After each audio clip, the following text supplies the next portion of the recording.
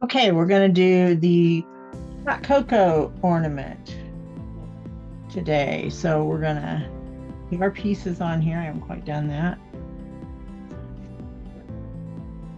There really aren't very many pieces on this one.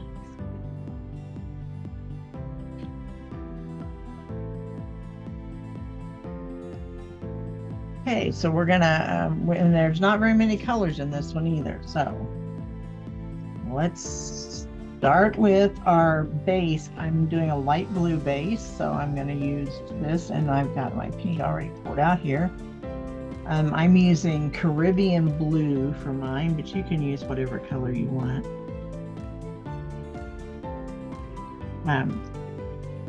Besides the lines, this does not need to have any of the etching come forward, and the lines we can make pop out by using an Exacto knife, and I'll show you how to do that here in just a second. So I'm just painting it with a brush. If I needed to see the etchings, then I would paint it with the sponge technique, which I'll show you again also a little bit later. But I don't, and the sponge technique's a lot slower, so we're going to do it this way. And when you're painting, one of the things that you want to do to keep your edges as pristine as possible, and it's hard to keep them perfect, but if you paint off the edge rather than on from the edge, they'll stay better. So you always kind of paint from the center out to try to keep your edges as clean as possible. And this light blue kind of needs a second coat. I'm kind of cheating it here and seeing if I can't just put a little bit of extra paint on it.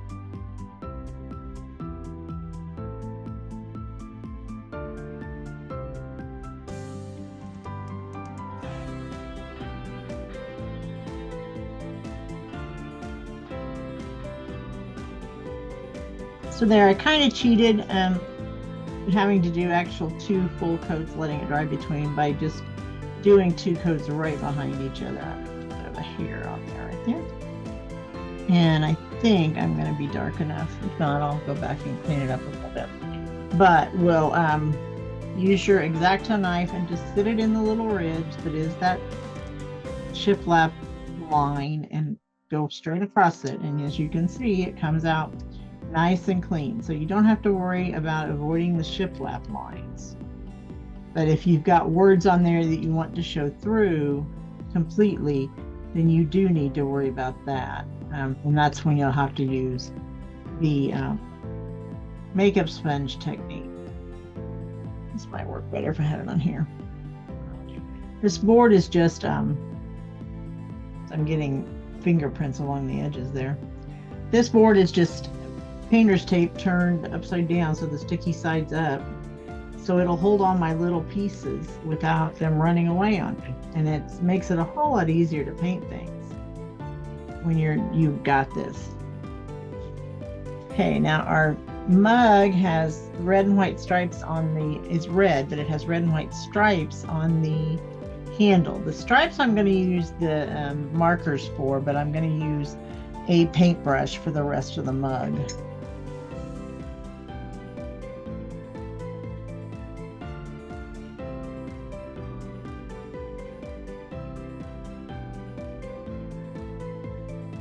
This one is actually thick enough, I think I can get away with doing it with a brush and not have to use a sponge up.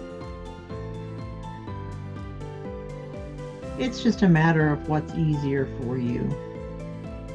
You know, if you end up with too much over your edges and you feel like you have too much cleanup when you use a brush, which is what I do with when my letters are much smaller than this, then don't use a brush. Use the makeup sponge method, because if you do it right and you keep your sponge with very little paint on it,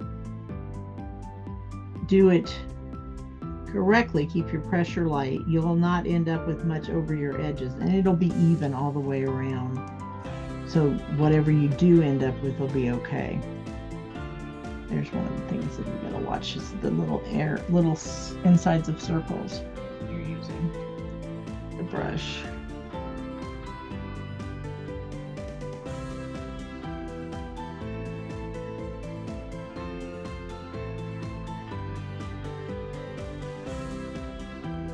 And I did go over my edge here on this one pretty bad, so I'm going to use a clean brush to just come right along that edge and kind of pull that paint off. And if you do it quick enough, you'll usually be okay. That's why I don't do the paintbrush method very often.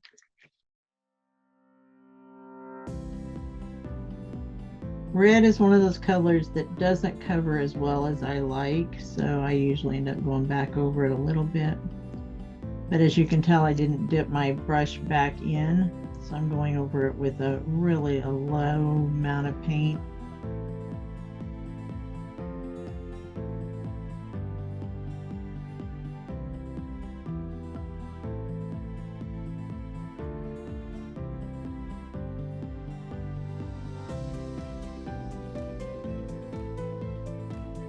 Turn around here and look at our blue.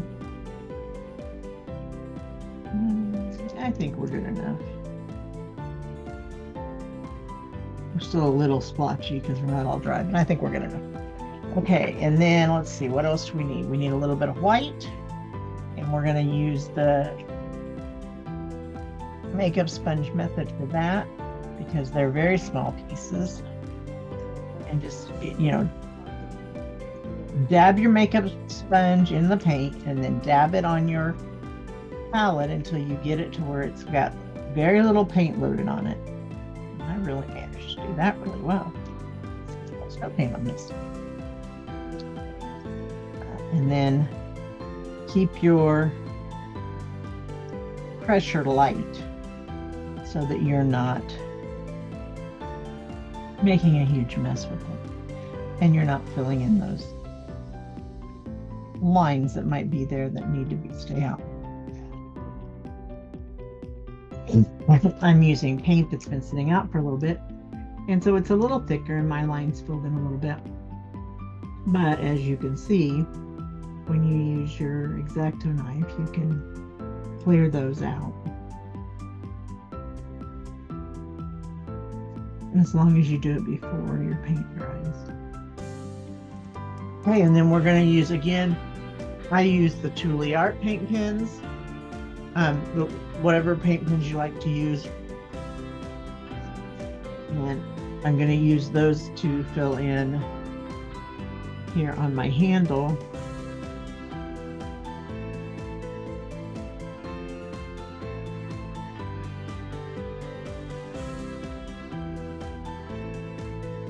And I got it a little thick on, so I'm going to wait a second to do that. But I forgot to do my spoon. It needs to be gray. So we're going to get it. Give me a little bit of paint here. And we will paint it gray. And just kind of rub your finger down the outside edge if you feel like you got too much on it to clean up your edge. I felt like I went over that edge there. And I'm going to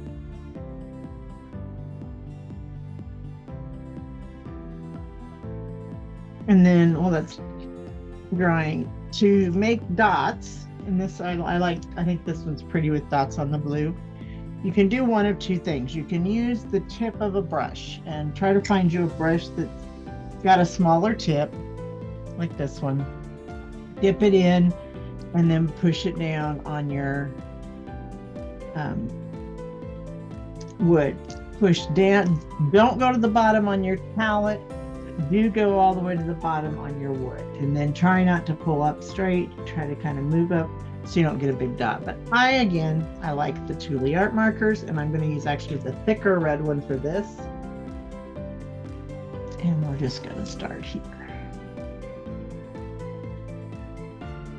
And you can put them however far apart you want. I got mine a little closer than I really meant to, but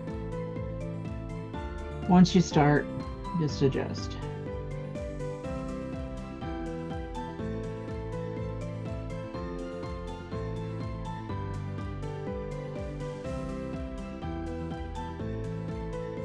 And you don't want to worry about where your pieces are going to go when you're doing your dotting. Just keep going across.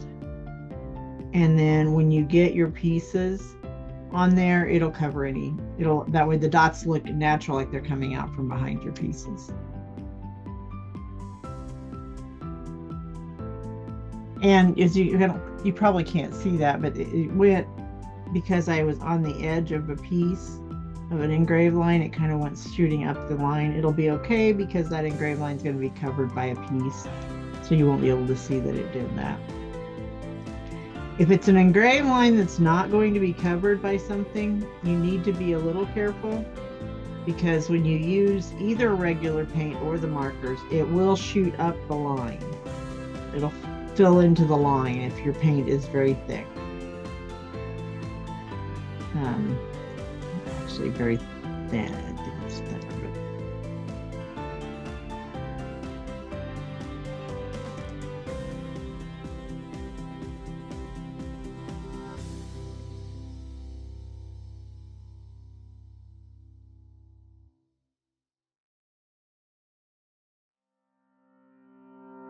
I will tell you, dots are the things that take the longest to dry.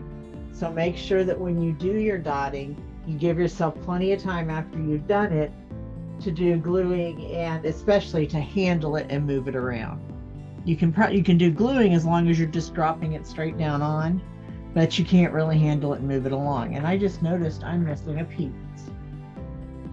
I missed a piece of that I need, the foam at the top. So and that has lines across it. I could use a brush because they're relatively straight lines, but I'm going to use the sponge, since I already have the sponge loaded up.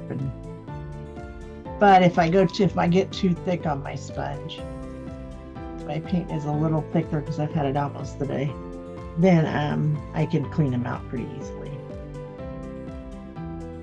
This is a larger piece, so when you're using the sponge on a larger piece, you'll see you usually need a couple of coats, and you want to let it dry a little bit between coats. And I'm going to give these two a little of another coat. They're a little thin, but because this is so thin, you're putting such a thin layer on it, you don't really have to worry too much about it drying. By the time you get down a row of, I get down to there, this one's going to be dry, so I can come back and do another light layer on here. If you come back and it's still too wet and you try to do a layer, you'll see it start to blotch up. And then if that's the case, just stop, let it finish drying, and then come back to it. Okay, and then finally, those pieces ought to be pretty dry. I got a little thick over there. Let's use our pen to fill in our white pieces.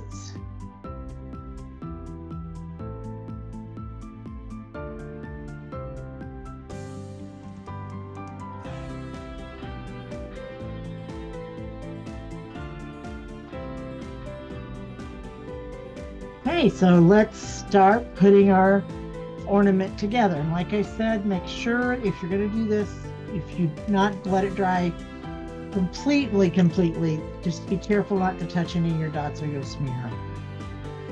And I usually let them dry quite a bit longer than this because of that piece of information. Like I just dropped this and got a little bit of white on because my white wasn't quite dry. I got a little bit of white on my. So touch that up. There we go. Okay. I used glitter art glue. If you haven't already heard that from me, if you've seen any of my other videos, you've probably heard that, but I used glitter art glue. It's available on Amazon, and it comes in a larger bottle, but you get 3 of these little bottles to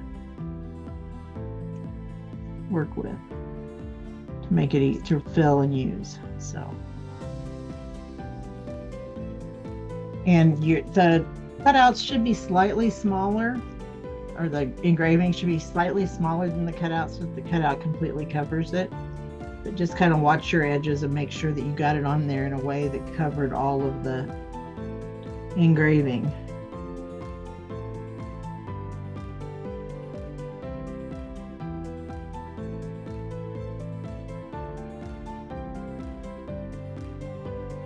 This glue does dry clear, so if you make a mistake like that, where you slid it and you can see the glue underneath it, it's okay.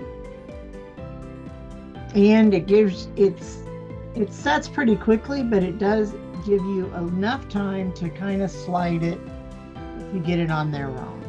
So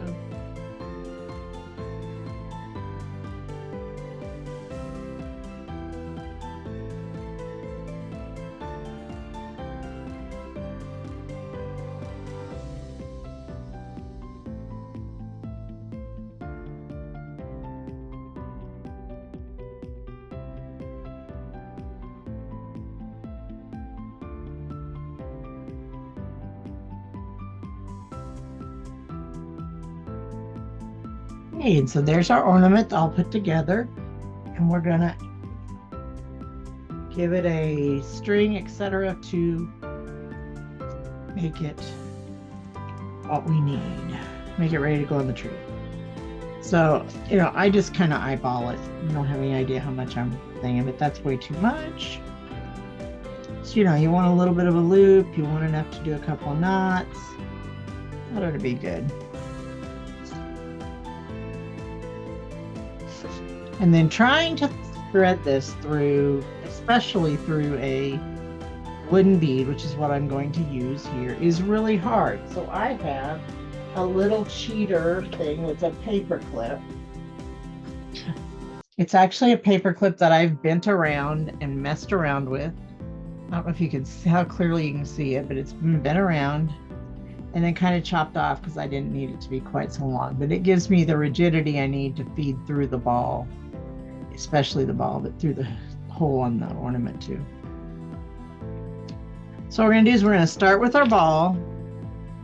We're going to feed through the ball. So it gives me that rigidity and it still catches there. There we go. So it's got a small hole in it. Okay, we're going to feed through our ball. Try to keep our things as even as possible. We're then going to feed through the hole on our ornament. Then we're going to pull it up. We're going to slide our ball through that hole, that loop, and take the paper clip off. Paper clip 8, we're going to take it completely off, and then we're going to, like that. And then we're going to lay our loop down about like that, because I want to put a little bow in here. And it's going to be a very fake bow.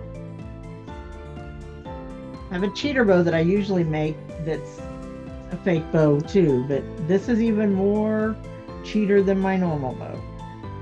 So I've got about 8 inches of ribbon, which I found is about right for this size ornament. And then I'm going to do the cancer ribbon shape, pull the back in, and run that through. I want to put a end and a loop through that hole. And then I want to pull my ball down on it tight so that it's keeping that in place. And that's going to make a false bow there. And then I'm going to take and loop this around to make a knot and slide that knot down to hold my bow tight in place down here. And there we go. And then I'm just going to do the same kind of little loop knot up here. If you know how to sew, this is what I call a sewing knot, which is how you knot thread. I think there's another name for it. I have no idea what it is though. And move this one then off closer to the end of my string. And this is red and white baker string. And there we go. We've got a loop to go on the tree. And we got a cute little bow, and we have our ornament completed. I hope that showed you how to do this ornament and you enjoy making yours. Thanks for joining me.